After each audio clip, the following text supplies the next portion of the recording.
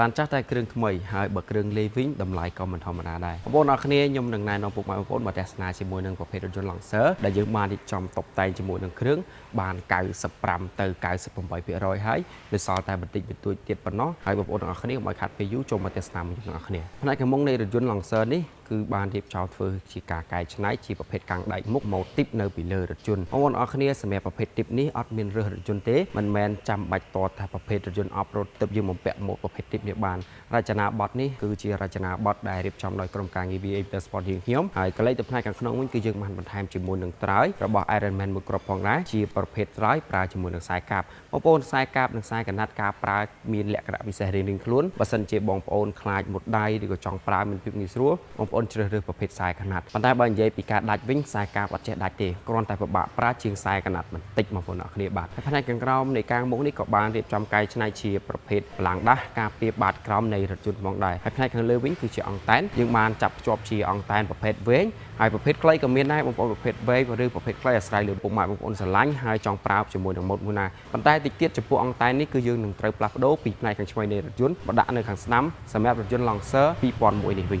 រចនាប័ទ្មកាំងដែកមុខនេះគឺជារចនាប័ទ្មដែលធ្វើឲ្យស្លាបតូចហើយគឺមានលក្ខណៈជ្រុងកែមតាមភ្លីច្រើនហើយនឹងរចនាប័ទ្មសំណាញ់ចន្លោះជាច្រើនដើម្បីជាភាពងាយស្រួលមានខ្យល់ចូលទៅក្នុងម៉ាស៊ីនបានច្រើនល្អហើយក៏ដូចជាមានចន្លោះនៅក្នុងការបន្ថែមជាមួយនឹងភ្លើង LED ផងដែរបងប្អូនចាំសង្កល់មើលប្រភេទកាំងដែកឬក៏ប្រដាកដែលរៀបចំដោយក្រុមការងារ VA Motorsport យើងខ្ញុំគឺនឹងមានរំលេចឡើងជាមួយនឹងការកាត់អក្សរដែលមានឈ្មោះ VA Motorsport នេះឯងនៅផ្នែកខាងមុខវិញក៏បន្ថែមជាមួយនឹងមនីចំនួន2គ្រាប់ផងដែរមនីស័ក្តិសមបំផុតសម្រាប់ការប្រើប្រាស់អូសឬក៏ត្រូវការសំណងផ្សេងៗនៅពេលដែលមានតម្រូវការនៅក្នុងការប្រើប្រាស់ណាមួយនៅផ្នែកកណ្ដាលនៃកាំងដែកនេះក៏មានបន្ថែមជា LED ចំនួន1ដើមផងដែរហើយសំណាញ់នេះគឺរំលេចមកដើម្បីបង្កប់ជាមួយនឹង LED ផងហើយផ្នែកសំណាញ់នេះក៏បានធ្វើឲ្យកាំងនេះកាន់តែស្រាលជាងមុនផងដែរចំពោះជើងចាប់ផ្លាកលេខវិញគឺបានធ្វើការរៀបចំកែច្នៃដែលធ្វើឲ្យជើងចាប់ផ្លាកលេខនេះអាចបត់បាននៅពេលណាមួយដែលយើងត្រូវការប្រើប្រាស់ជាមួយនឹងខ្សែត្រៃនៅខាងក្នុងនៅពីលើកាំងនៅមុខប៉ាណានេះវិញក៏យើងនឹងត្រូវបន្ថែម LED នៅចន្លោះនេះផងដែរផ្នែកខាងក្រោយនៃរថយន្ត Lancer 100 ស៊េរីនេះក៏បានចាប់ជាប់ជាមួយនឹងកាំងដែកក្រោយសម្រាប់កាំងដែកស៊ីនគឺយើងបានបោះចេញបាត់ទៅហ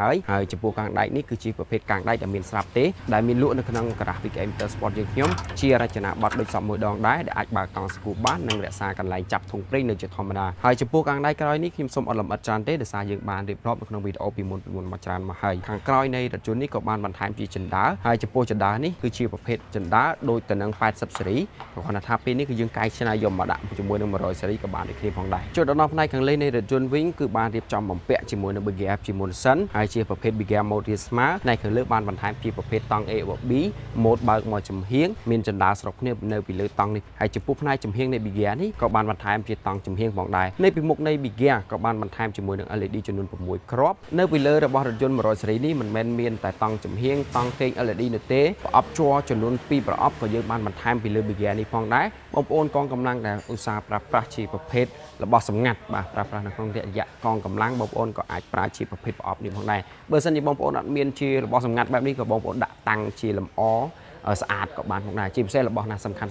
់ក៏យើងអាចប្រើជាប្រភេទក្លុបប្រអប់នេះស្រាលរឹងមាំល្អស្វិតធន់ហើយនឹងមិនស្ទាបទឹកទៀតពុកម៉ែបងប្អូនអរគ្នាចូលមកដល់ផ្នែកចំហៀងនៃរថយន្តនេះវិញម្ដងឈ្នាន់ចំហៀងគឺយើងបានផ្លាស់ប្ដូរចេញហើយបន្ថែមមកវិញឈ្នាន់ដែករបស់ MCC ដូចគ្នាសម្បកកង់គ្រឿងក្រមក៏ដូចគ្នាផងដែរពីសម្បកចាស់ដល់ឡប់ក៏យើងមកផ្លាស់ប្ដូរជាមួយនឹងសម្បកកង់ BF Goric KO3 ស៊ីម៉ាំងក៏ត្រូវបានផ្លាស់ប្ដូរផងដែរបងប្អូនអរគ្នាចំពោះគ្រឿងក្រមនៃរថយន្ត Lancer 100 ស៊េរីនេះយើងមានគ្រឿងបង្គុំច្រើនមកហើយក៏ពិតមែនប៉ុន្តែយើងមិនភ្លេចនោះទេជាមួយនឹងតួឯកដ៏សំខាន់នៅក្នុងការជួយសម្រួលនៅក្នុងការបើកបរគឺជាឈុតប៊ុំរបស់ VKA យើងខ្ញុំបងប្អូនមិនថារថយន្តដែលមានគ្រឿងលេងច្រើនបែបនេះឬក៏រថយន្តធម្មតាលាតមិនមានគ្រឿងអ្វីដែលមូលយើងអាចប្រើជាមួយប្រភេទបូមលេងនេះបានផងដែរបងប្អូនអរគ្នាអញ្ចឹងសូមបញ្ជាក់ថាបូមនេះយើងអាចប្រើទៅជិះងាយស្រួលទាំងប្រភេទរថយន្តដែលមានគ្រឿងលេងនិងរថយន្តដែលមានគ្រឿងស៊ីនវគ្គក្រោយយើងនឹងធ្វើការចោះដាក់ជាប្រភេទ Air មកវិញដែលជាតួអង្គមួយស័ក្តិសមដែរសម្រាប់ប្រភេទរថយន្តដែលតែងគ្រឿងអប់រ៉ូតសម្រាប់កបាំងផុកស៊ីនក៏យើងអាចបានទុកដែរនៅពេលនេះគឺបានផ្លាស់ប្ដូរពីកបាំងផុកធម្មតាមកជាកបាំងផុកដែលយើងទើបតែកំងនាំចូលថ្មីហើយដាក់មិនទាន់បានច្រើនគ្រឿងទេអញ្ចឹងបងប្អូនទាំងអស់គ្នាដែលមានការចាប់អារម្មណ៍ជាមួយនឹងគ្រឿងផ្សេងៗដែលមាននៅក្នុងវីដេអូនេះឬក៏បទបង្ហាញមុនតាមរយៈវីដេអូមុនបងប្អូនក៏អាចឆាតសួរព័ត៌មានបន្ថែមមកដែរអរគុណសម្រាប់ការតាមដានទស្សនាជួបគ្នាវីដេអូក្រោយ